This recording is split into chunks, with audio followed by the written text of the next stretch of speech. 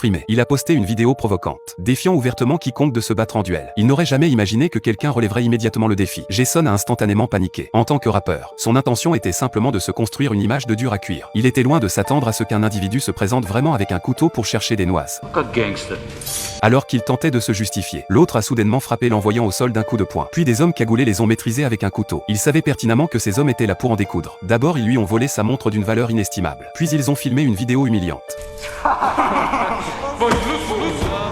Comme tous étaient masqués, Jason n'a pas pu distinguer leur visage. Mais il a clairement remarqué que l'un d'eux portait des baskets vertes. Après une telle humiliation, de retour chez lui, Jason n'a même pas pu avaler un repas. C'est alors que son assistant lui a apporté une nouvelle encore pire. Les agresseurs avaient mis la vidéo en ligne, qui a instantanément atteint la première place des tendances. Le titre était on ne peut plus clair. Le rappeur se fait voler sa montre à 1 million. Éclate en sanglots dans la rue. Chaque vidéo a engrangé des millions de vues. Tout le monde a assisté à son moment le plus pitoyable. Pendant ce temps, des journalistes se sont rués devant chez Jason. Non seulement en prenant des photos frénétiquement, mais aussi en posant des questions insultantes et déplacées. Déjà à bout, Jason a vu rouge. Et en est venu aux mains avec les journalistes. Heureusement, son assistant est intervenu à temps pour le protéger et éviter que la situation ne dégénère. Ils ont finalement réussi à monter en voiture et à partir. Mais ils ont découvert que l'opinion publique leur était totalement défavorable. Certains se moquaient disant qu'il l'avait bien mérité, qu'il était aussi hypocrite que sa musique. D'autres affirmaient qu'il manquait de cran, n'étant qu'un lâche. Quelques petits influenceurs en quête d'attention ont même appelé publiquement à le boycotter, exhortant les gens à ne pas acheter de billets pour son concert. Les mauvaises nouvelles ont déferlé comme un tsunami. Témoin de cette débâcle, Jason a immédiatement consulté le site de prévente des billets de son concert. Horrifié, il a constaté que le concert prévu pour après-demain n'avait vendu aucune place. Le résultat l'a rendu furieux. Il n'arrivait pas à croire qu'au moment crucial, tout avait été ruiné par une bande de parfaits inconnus. Cependant, en se calmant, Jason s'est soudain souvenu que son téléphone volé avait une fonction de localisation. Il s'est dépêché de garer la voiture et d'activer le système de suivi. Après une brève recherche, il a finalement localisé la position du groupe.